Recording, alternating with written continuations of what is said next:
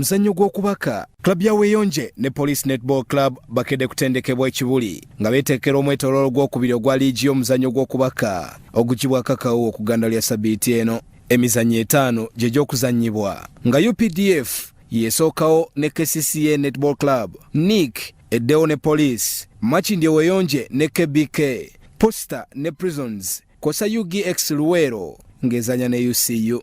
Asimwe Jesse nga yatendeka Weyonje agamba tiimu ye eri mu mbeera nnungi. Twadde tu traininga kuva bwe twakoma mu mwaka omupya okuva mu festival season twetegese bulungi nane training tu traininga twetegekera match ya Saturday.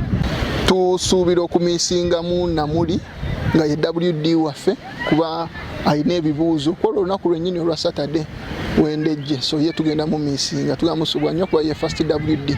Asina Kabendera nga naye muzannyi wa Weyonje naye atutegeezezza nti engabo bagikwasiza maanyi. Training tugikutte nga tulina okugikwata n'okwongeramu ddala nti some of us tulina personal training. Beatrice Zawedde atendeka Police Netball Club agamba bakutereza ensobi ze baakola mu mwetolooolo gusooka. Bali gye bazannyamu naffe tubadde tuze tu traininga according to bali gye bazannyamu naffe bwe tulina obba defending okubajjako omupiira. Ezo ensobi ze twakola twaziraba era twazirectifyinga.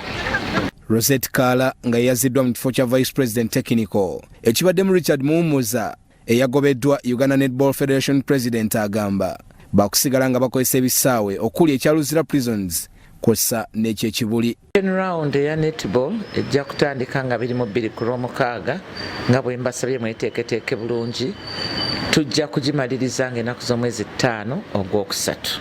Beera ku bisaawe byaffe ekyeruzira Prisons n'ekya Weyonje. Twatatagana nnyo first round batwali twagala okukozesa ebisaawe bina nga mulimu ekya Nakivubo Blue n'ekyemakerere ne tufuna challenge nti kyemakerere kyali tekiri mu mbeera nnungi. Club ya NIC yakulwa n'okwongera okwenywereza ku kimeeza nga tebannakubwamu muzannyo gwonna so nga ne Posta erwana okufuna obuwanguzi bwayo obusookera ddala mu sizoni eno. Abel Kitaka, Salt TV, Omunyi.